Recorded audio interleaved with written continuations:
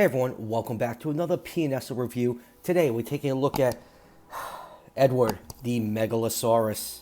Now, before I go on my rant of why I hate the name Edward on this dinosaur, PNSO is continuing the trend of releasing theropod after theropod after theropod. I think this is like number 14 or 15 in a row that they did, and the next one that's been announced is Yanchuanosaurus.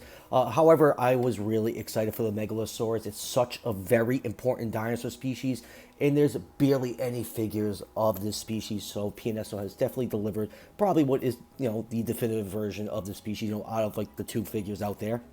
Now, I ended up getting this figure from PNSO store on AliExpress. It retails for, I believe, $31. I'll leave a link down below. I'll leave the link down below to Amazon. I believe it's on Prime now. You can get it with free shipping. Now for my Edward rant. I have no idea why PNSO named this figure Edward. They obviously did it in homage of Edward Drinker Cope, who has really nothing to do with the species.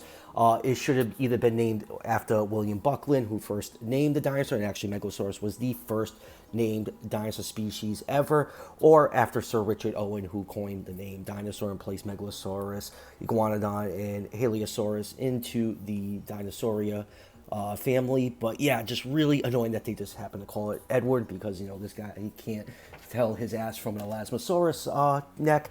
But yeah, either call it William or Buckland or Richard or Owen, and it would have been fine. Just really weird that they decided to name this thing Edward. So let's go over the package really quick before we take a look at, I'm going to call this one Owen. So the Megalosaurus is front and center on the package. It is number 74 in the Prehistoric Animal Models line. Here's a close-up of Megalo's head. Same picture on the other side, blue, blibbity blah.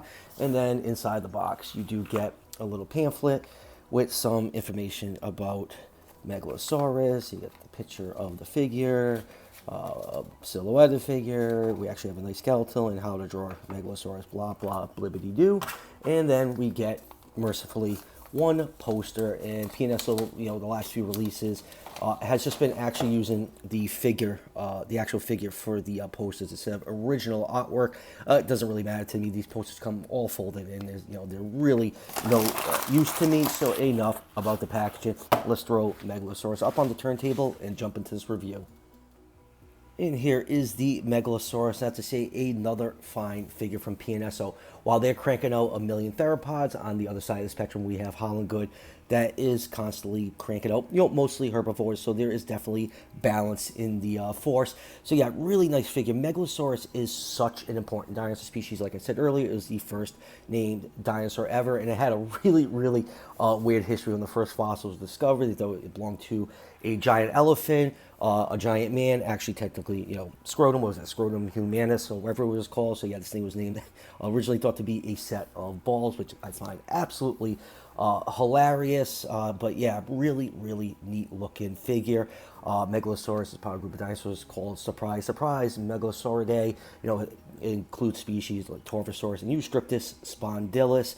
There's not a lot of fossil material of Megalosaurus, but we have just enough of it to get an accurate look of what this animal looked like, roamed the Jurassic of what is now England. Features that classic PNSO brown, nice earth tones, nice natural looking color scheme. I actually like how the paint scheme came out on this. You have just a splash of blue and orange on the head just to add a little bit of pop to that nicely sculpted head. Has nice powerful hind limbs and forearms, and is in a nice walking pose. All around a really nice looking figure.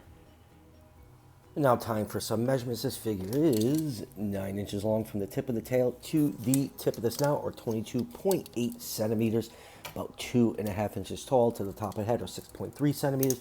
So Megalosaurus is estimated to be around 30 feet long, or 9 meters. So I put this figure in the 140 scale range.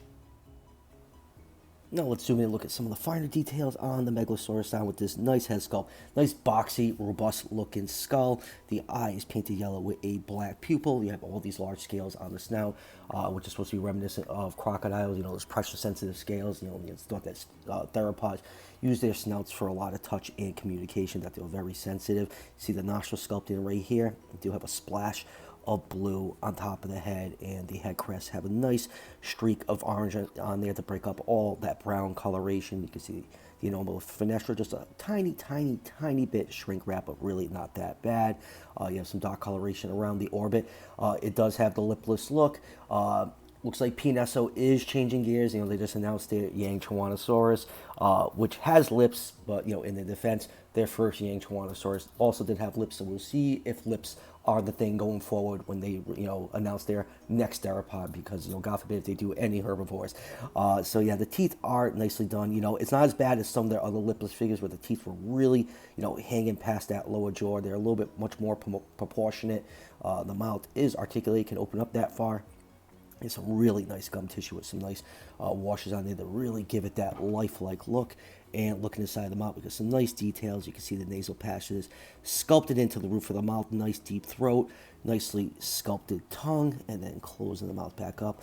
Let's go down to the neck. Very thick and powerful looking neck. You have all this dark brown contrasting with this lighter brown. A lot of nice earth tones on this figure. Nicely done proportionate scales. Has some really nice texturing on it.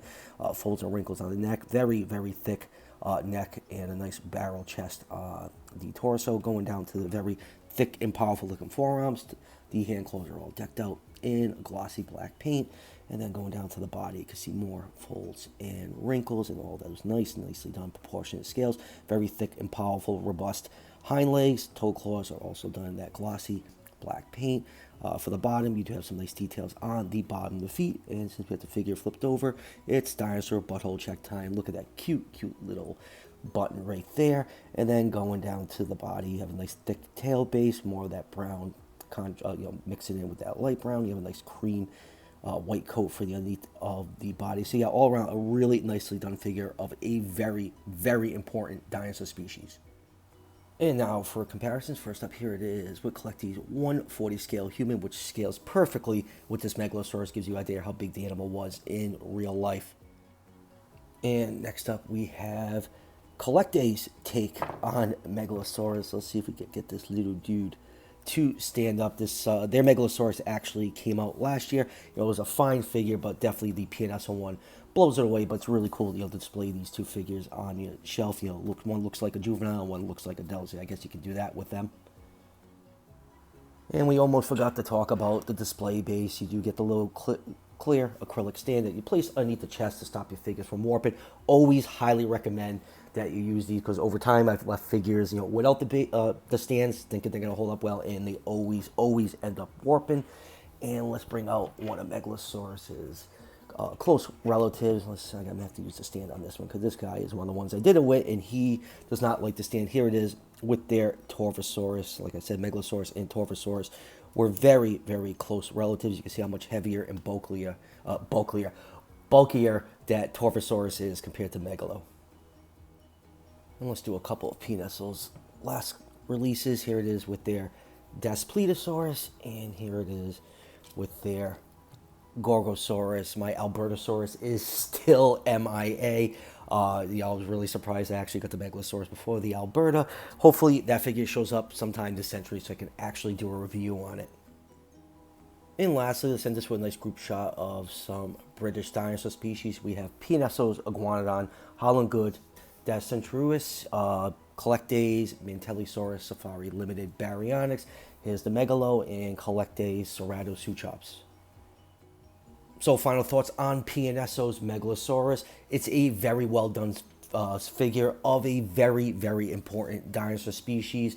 We're all kind of getting sick of the brown, but I think they gave it a nice natural looking color scheme. That splash of blue and orange on the head gives it just enough pop so it doesn't look totally bland. It's a nicely sculpted figure. My really only complaint is I am not a fan of the lipless look. Hopefully PNSO is turning the corner with that, and all the theropods going forward will have lips, which means we'll probably get version 2s of the 8 million that they released before that. They get double our money. They are definitely pulling a Hasbro on us. But other than that, great figure is the definitive version of the species. The other option, for accuracy is the Collecte one, but this one is definitely far superior. And like I said at the beginning of the review, I got mine from PNSO's AliExpress store, but I'll leave the Amazon link down below because I believe it's on Prime now. You have to pay that extra shipping I do to get these figures in a little bit early. So that will do it for the review. Hopefully my PNS Albertosaurus shows up. They just announced the Yangchuanosaurus Order that when that's available. I got Holland Goods, Ceratosaurus coming in. I got, I think, one more Beast of the Mesozoic, Tyrannosaur, the review. So yeah, I got a few reviews coming up on the channel, so stay tuned for all that. And as always, if you're enjoying the content on this channel, show your support by hitting that subscription button just below the video. Each subscription helps out the channel tremendously and is greatly appreciated. And I'll see you guys for the next one.